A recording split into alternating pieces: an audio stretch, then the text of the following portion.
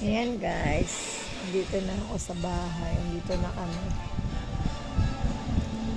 Ayan, pasensya na kayo dun sa ano guys, sa upload ko kasi malikot.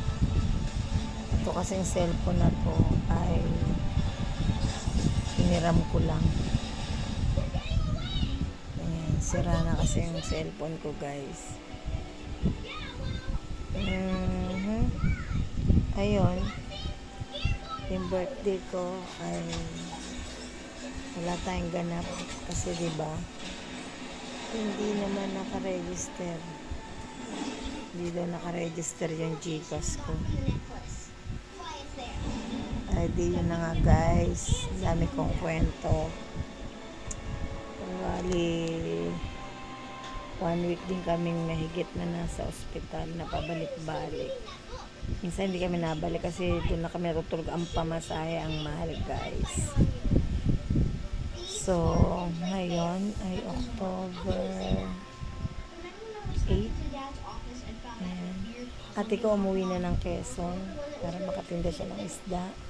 Yung anak niya dito, ayan, iniwan kasi may check up siya ng 11, 12. So ako pa rin na magsasama dyan guys. Aabang ang ate ko nagtitinda ng isda para meron pera. Kasi pag kami lang dalawang kikilos ng ate ko, walang aasama. Ay nako guys, kung malalaman mo lang, pangit, nakakahiya, pangit talaga. So ayun, di na ako magbabanggit ng pangalan. So ayun, o-operahan sana. Itinigil yung opera kasi kulang na lang ng 500.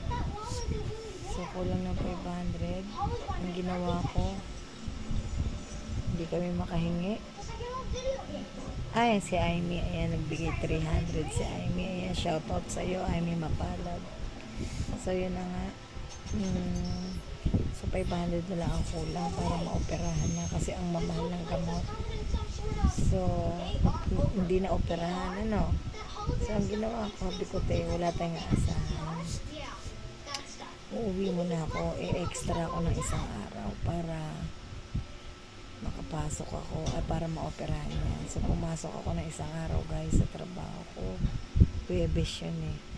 Ayun, ora mismo pina-Gcash ko yung 500. Tapos kinabukasan, ayan, na-operahan na siya. So yun nga, kung ikukwento ko sa inyo lahat guys, baka magulat kayo kasi dugo at laman ko alam niyo na, walang sino-sino, walang kapakapatid, diba? So okay lang. So guys, yun na nga, naiinis ako sa kanila, naiinis ako sa mga mayayaman kong kapatid. Nakakainis, sarap pag sasampal-sampalin. Gusto kong mag-iging Incredible Hulk. Ano laki pala ng ngipin ko. Ito bunot na to guys. Ayan, bunot na yan. So ayan, yun na nga, buwisit ako. So yun, tapos sinubuan pa ako ng rash. Yes, bawal talaga yung balat ko guys, yung maraming alikabok. Ay, sabi ko, sinangati ang buong katawan ko na naman. Kasi hindi ka maliligo dun. Pag maliligo ka, patago, bawal. Kasi, ewan ko ba, maraming bawal, guys. Wala eh, mahirap talaga. Pang mahirap talaga. Saan ka ba bumili? Doon. Ayan, binili na ako ng baby ko ng mani.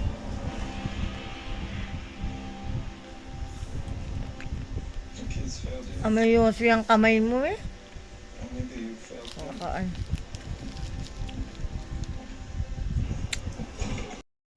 So, ayun na nga. Ayun na nga guys.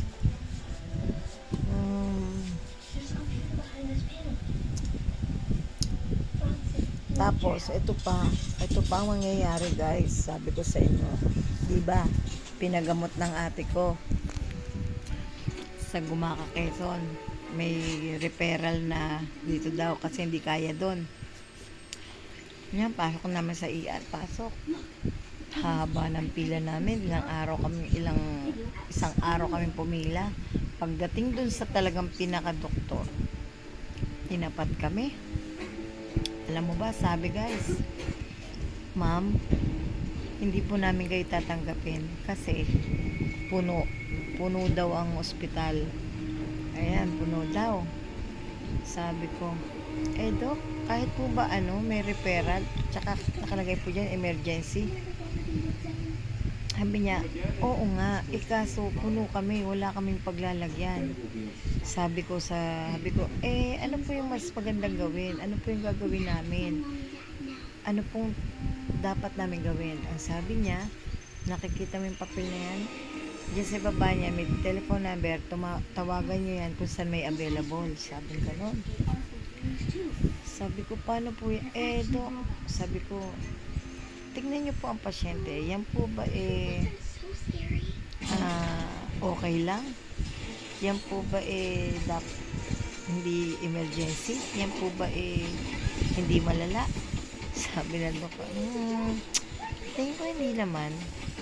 Kasi nakakalakad pa. Sabi ko sa mata po yan dok, emergency daw po yan. Kailangan na maoperahan. Sabi niya, oo nga, wala tayong puno kasi, ganyan. So, no choice na ako, guys.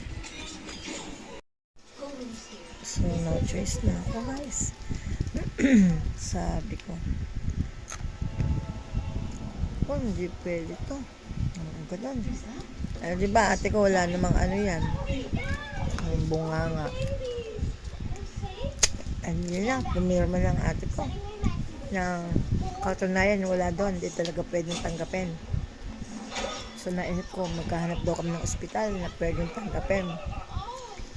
Paano kung hindi tanggapin at puno din? Paano na? Uwi na naman ng Quezon. Wala na. No choice. Itong kagandahan, guys. Kakadaldalan ko.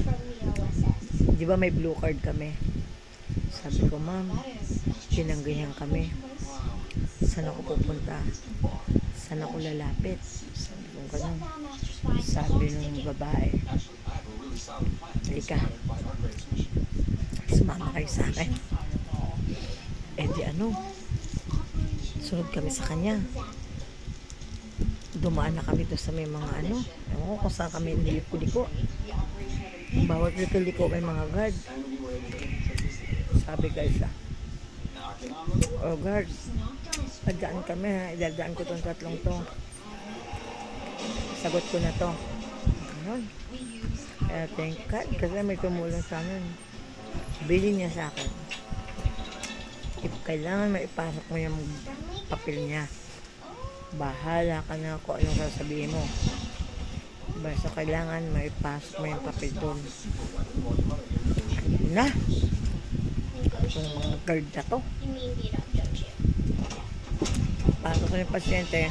Pasok ang ate ko kasi siya ang nanay. Sabi ko, hindi pa pasok din ako. Sabi, op. Isa lang po ang bantay. Sabi ko, hindi po siya marunong O, di ikaw na lang pumasok. Yung guard, yung pasok ko. Yung nanay, naiwan. Sabi, sabi ko sa information. Ma'am, dito po ba to? Yan, like ka, akin, no? Na-check up pa to? Sabi ko, hindi po. Okay, inabot. Sabi niya, ibigay mo to sa babaeng mataba. Abot ko sa nurse yun. Ma'am, gano'n yan? Like ka, akin, no? Galing na ba kayong ER? Sabi ko, opo. Chinek up pa to doon? Sabi ko, hindi po. Dito daw po siya check upin Yun, nakapasok ang papel. Ayan na. Tinawag na, like ka, akin, no? Doktor na. Doktor sa mata. Silip sila. Sabi, tinanggihan na pala kayo sa ER. Sabi, di sinisilip nila, may mga ganun-ganun. Sabi ko, oo nga po, Dok. Tinanggihan nga po kami doon kasi wala daw bakanting hihigaan. Eh ano po dapat kong gawin? Iuwi po ba namin yan ng Quezon Province? Eh may emergency daw po yan. At ang sabi po ng doktor, ihanap namin yan, maghanap kami ng ospital na pwedeng paglagyan dyan. Eh paano kung wala kami mahanap? Paano kami? Sabi, ay di habang sinisilip ng doktor, sabi niya, may dumating naman na dalawa pang doktor, mga bata siya. Shoutout sa doktor ng mga PGH. I'm salute. Yan. Sabi, Laika Aquino, paano yan? Wala na si may binanggit sila eh. Sabi nung isang doktor, sige, sagot ko na yan. Sabi, gano'n. Hindi, ibas-ibasa ng aking kaba. Tapos sabi, silip na naman. Specialista tumingin, 5 specialista. Doon sa huling-huling specialista, nasa TV na yung mata niya. Sabi niya, paano bang gagawin natin dito? Tinanggihan kayo sa ER. Hindi ko alam kung paano ko kayo palulusutin doon. Sabi ko, Dok, ano pong gagawin namin? Pwede pong dito na lang kami matulog sa labas. Sabi niya, hindi pwede ma'am, bawal dyan eh. Paano ang pasyente? Sabi niya, wala ba kayong kamag-anak dito? Sabi ko, wala po. Ako po, Laguna pa. Sabi niya, sige, iuwi mo muna yung mag-ina doon. Tapos sa gantong araw, bumalik kayo, ganyan-ganyan. Sabi ko, di check up na naman. Ayan, pinapatakan nila ng anesthesia guys kasi pinapasok siya parang may bakal na itong mata lumalaki, gumaganon. Ay di yun, habang nakapila doon, habang ang ayun na okay na lahat. Sabi nung nurse, chinek up pa to sa ER. Sabi ko, hindi po. Sabi kasi dito daw i-check upin. Pero hindi totoong sinasabi nila yon. Ako lang nagsasalita. Nagsisinungaling ako. Sinabi ko lang na dito daw po check upin pero walang nagsasabing check upin nila. Ayun, sawa ng God. Nakalusot kami, nakapasok yung papel. At ang importante doon na check up siya, na tignan. At ang importante na operahan. What is love? So yun na nga guys. Yun ang aking chismis sa inyo guys. Tapos ang lola nyo, inabutan na ng birthday doon. Saktong birthday. Yan, muwi na kami. Kaya ang ate ko, nahihiya sa amin. Hindi ko ka mahiya.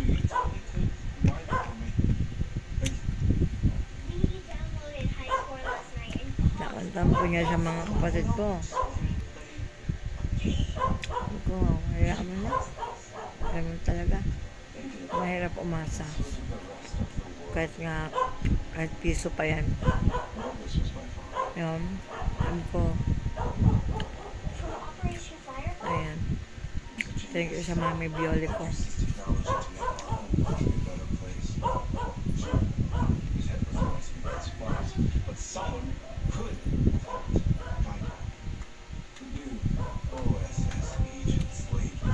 Yan, humupa na rin yung kati-kati ko guys. Wala na. Konti na lang. Yung koko ko.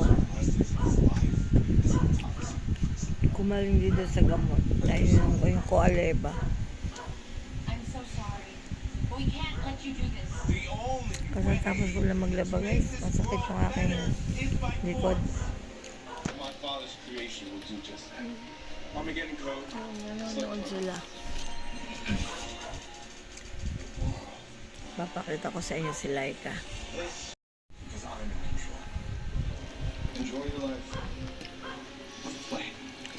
Di mamaya ilutin mo yung likod ko.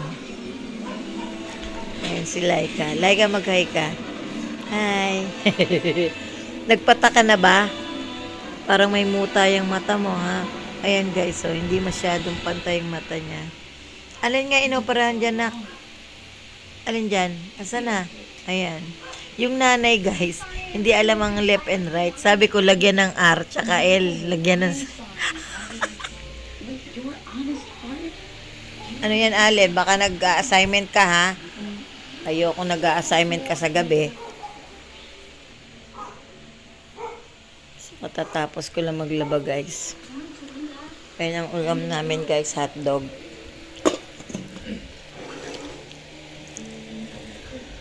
Sige, isa kami, guys. Ganon talaga, guys.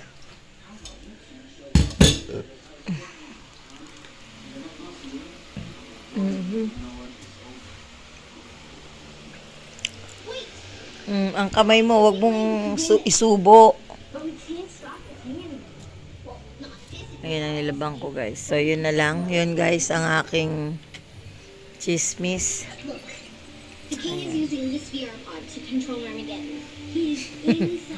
Mahiyain na ba? Mahiyain na bata yan, guys.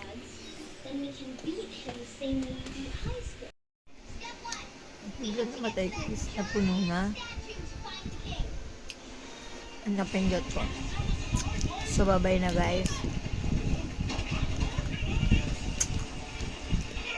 Tsaka kung napanood nyo, bali-balentong. Itong cellphone na to, hindi kasi akin. Hiniram ko lang to, guys. Sira na yung cellphone ko. Ito, pipe.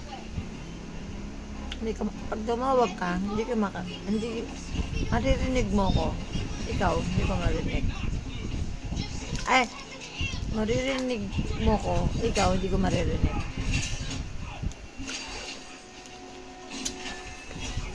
Ayun, kaya, pasensya na kayo doon kung bale-balentong. Ayun lang, guys. Mama chup-chup. Ayan. Kaya tayo. Hindi ko sinasabi sa ate ko. Hindi mo matalino. Mangutak. Hindi pagsabi ng doktor eh. Wala na. Ganun na lang. Hindi. Dapat tayo maging palawak natin yung utak. Kung magkasinungaling naman tayo, may kaparala ka naman.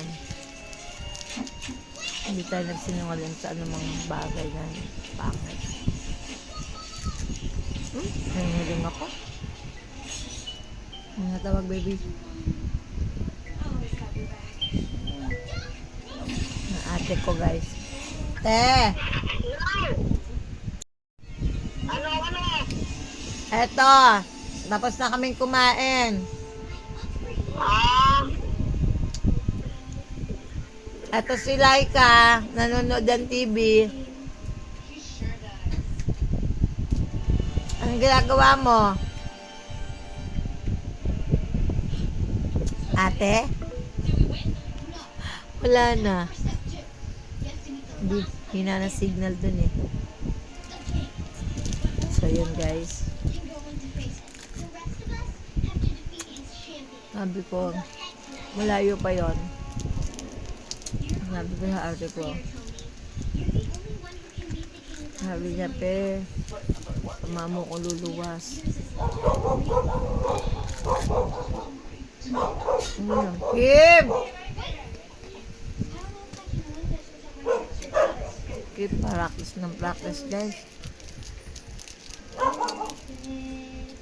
Hindi yun.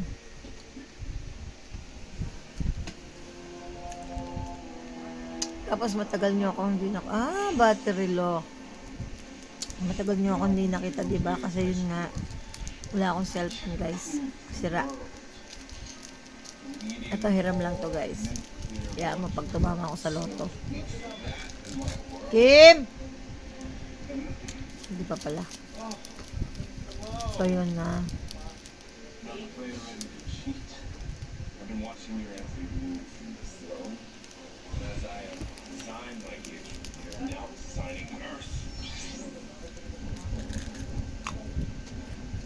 Ano yun? Kim ba yun? Hindi. Punta ko na. Punta mo na, Allen. Easy surf, ha? 50. Yun. Ano pa sa ate ko? Hindi ko na ko. May pasok ako. May pasok si Kim eh. Ako nag-aaral ng baon nun eh. Kapamasahe. Paano yan? Alam ko namang pabayaan ko ate ko guys. Wala kang alam, diba? At sinong kapatid kong sasama sa kanya? Yung mayayaman? Yung mayayabang? Utot.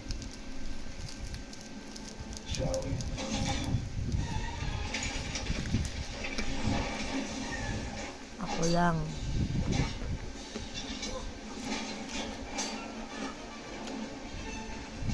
Okay lang. Kung tinatabla nila ako, okay lang.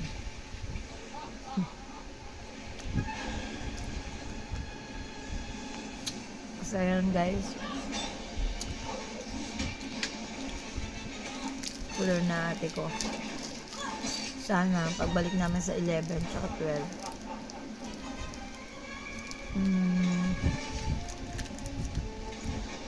Pag matagal daw babalik, uuwi mo na silang Quezon. Bawa 3 buwan. Hindi mo na sila, doon na uuwi mo na silang Quezon.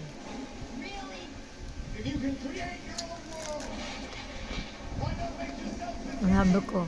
Iwanan na muna dito kahit baka ma-infection yung mata kasi mabuhangin doon, dudumi nila, mga ano sila, mga baluga. Nahihiya. Sabi ko, huwag mahiya.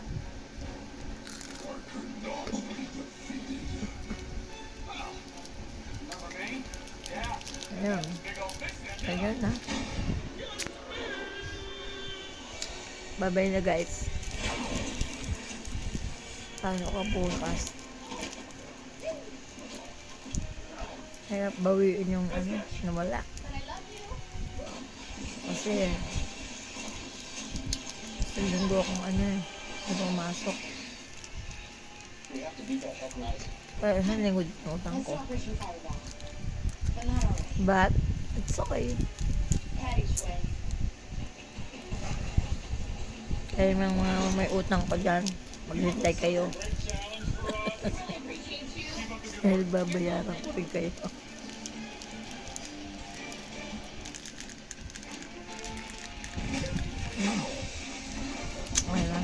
Shout out kay Yun. Padala ng baon ng anak ko. Mama chup-chup. Ayan, kaunti na lang yung kate ko guys. Kaunti na lang. Bye-bye. Magbabay ka. Mukha kang ano, basang sisiw. Bye guys! Ayan. Salamat. Shout out kayan. Ayan. Wala yun to, hindi ka naman. Ayan. Shout out kay Junjun ng Muntinlupa. Ayan. Salamat po sa baon. Siya po kasi ang nagbibigay ng baon pag hindi ako nakakapasok guys sa trabaho. Siya ang nagjijikas ng baon ni Kim. Ayan. Huwag ka daw alala, Junjun, dahil alam mo na yon. Shout out kay Junjun. Salamat sa'yo. Dahil nandiyan ka. Mama chup chup.